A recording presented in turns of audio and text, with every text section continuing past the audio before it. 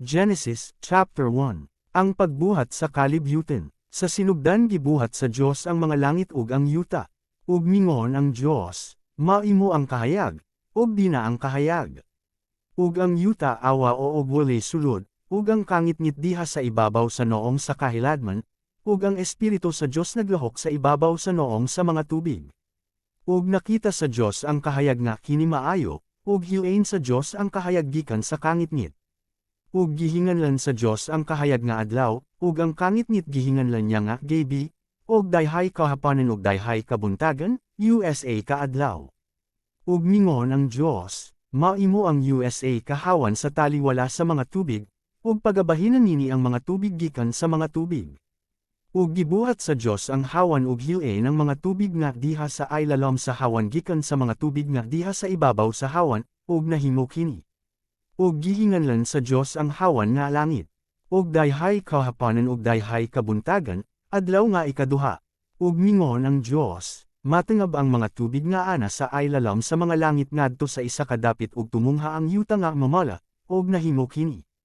Ug ang mamala nga dapit gihinganlan sa Dios nga yuta, ug ang katilingban sa mga tubig iyang gihinganlan nga mga dagat, ug nakita sa Dios nga kini maayo.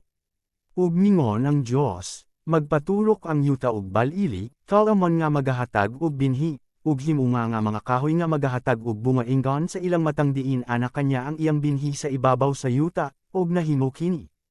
Ug ang yuta nagpaturok ug balili, kalamon nga nagahatag ug binhi, ingon sa ilang matang, ug mga kahoy nga nagahatag ug bunga, nga mao'y binhi nini, ingon sa ilang matang, ug nakita sa Dios nga kini maayo. Ug dayhay kahapanen ug dayhay kabuntagan, adlaw nga ikatulo.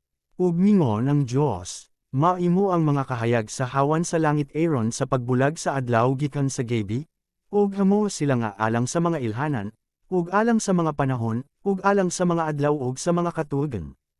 Ug hamo sila nga mga kahayag sa hawan sa langit Aaron sa paghatag ug kahayag sa ibabaw sa yuta, ug nahimo kini. Ug gibuhat sa Dios ang duruha ka dagkong mga kahayag, ang 12 kahayag sa paghari sa adlaw ug ang 12 nga kahayag sa paghari sa gabi, gibuhat usab niya ang mga biton. Ug gibutang sila sa Dios sa hawan sa langit, Aaron magaiwag sa ibabaw sa yuta. Ug Aaron sa paghari sa adlaw ug sa gabi, ug Aaron sa pagbulag sa kahayag gikan sa kangitngit, ug nakita sa Dios nga kini maayo.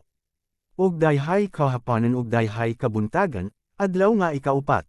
Ug mingon ang Dios, dumagsang sa mga tubig ang duot sa mga binuhat nga buhi, ug manglupad ang mga langgam sa ibabaw sa yuta diha sa hawan sa langit. Ug gibuhat sa Dios ang dagkong mga mananap, ug ang tanang mga binuhat nga buhi nga nagalahok nga mitungha sa mga tubig, ingon sa ilang matang ug ang tagsa-tagsa kalanggam nga pak-an, ingon sa iyang matang, ug nakita sa Dios nga kini maayo. Ug gipanalanginan sila sa Dios, nga nagaingon, samanay ug dumugan kamo, ug panon ninyo ang mga tubig sa mga dagat, ug padaghanan ang mga langgam sa yuta. Ug dayhay kahapanen ug dayhay kabuntagan, adlaw nga ikalima. Ug gibuhat sa Dios ang mga mananap sa yuta ingon sa ilang matang, ug ang kahayopan ingon sa ilang matang, ug nga tanan nga mananap nga nagakamang sa ibabaw sa yuta ingon sa ilang matang, ug nakita sa Dios nga kini maayo. Ug mingon ang Dios, magpatubo ang yuta ug mga binuhat nga buhi ingon sa ilang matang, mga kahayopan, ug mga batang nga nakagamang sa yuta, ug mga mananap sa yuta ingon sa ilang matang, ug nahimo kini.